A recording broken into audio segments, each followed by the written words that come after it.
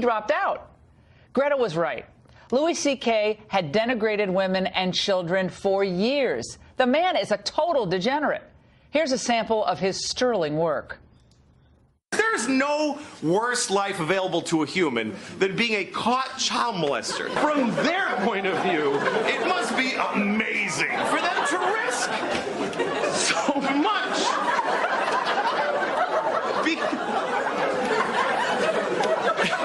How do you think I feel? It's my last show, probably. If somebody said to me, if you eat another mouse bar, you'll go to jail and everybody will hate you, I would stop eating them.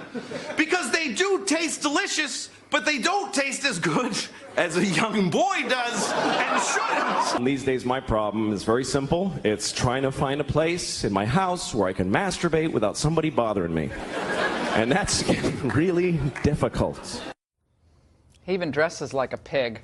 And to discuss the cultural fallout and why Louis C.K. got a pass from the elites for as long as he did, I'm joined here by Raymond Arroyo. He's a lead anchor of EWTN News and in New York, conservative columnist and best-selling author, old friend of mine, Ann Coulter. Great to see both of you. Ann, let's start with you. Everyone that I know who's familiar with the comedic world knew about Harvey Weinstein, and they knew about this Louis C.K. Is it surprising to you that they covered for him for this long? That isn't surprising. What is actually the most surprising to me, I almost don't want to point out how many of the creepy sexual predators that are being outed right now are self-righteous liberals, because I mean, I'm more offended at what they've done to women than their politics, but the feminists and all of this, concern for sexual harassment for such a long time has been sort of a single-edged sword. It was something that would only be deployed against conservatives and Republicans.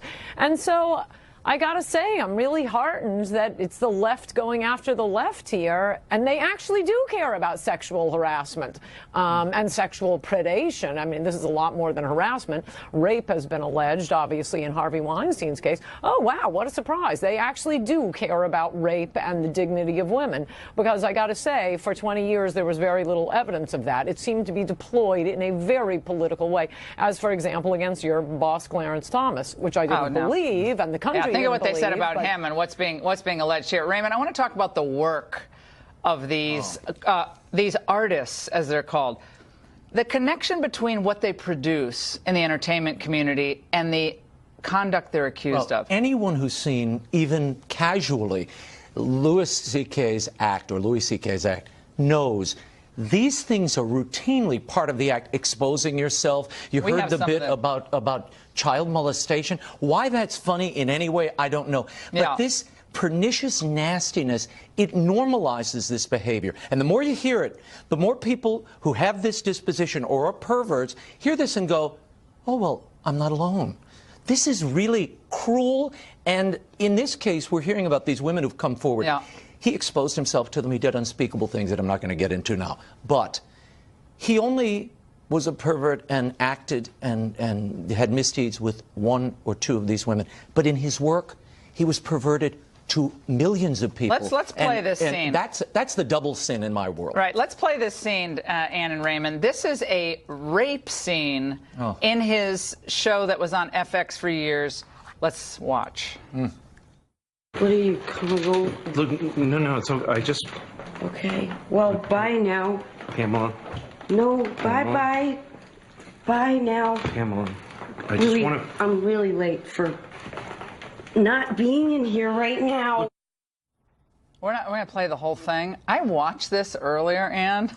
I'm blissfully unaware of the man's performances. Lucky. And I never found him funny. I found him to be a slob. He's obviously a leftist. That's not his real sin. But what we just saw, and it goes on and on and on. Just watching it, it seems the word degenerate really needs to be brought back into the vernacular because it's just a pure degenerate. Pure. We're going to get into the Roy Moore issue as well, because there's another allegation from a long time ago.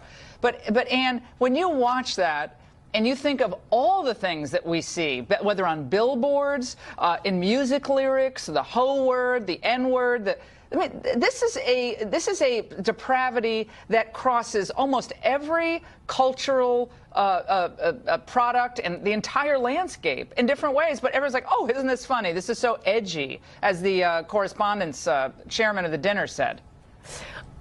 Yes, I had not seen that scene. It's kind of surprising, and I think the New York Times pointed this out in their article today.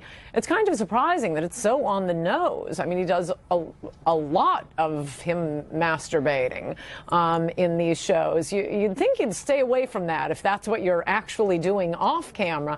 But I do find, I mean, between Harvey Weinstein and Louis C.K., this desire to force people to watch you masturbate pointlessly.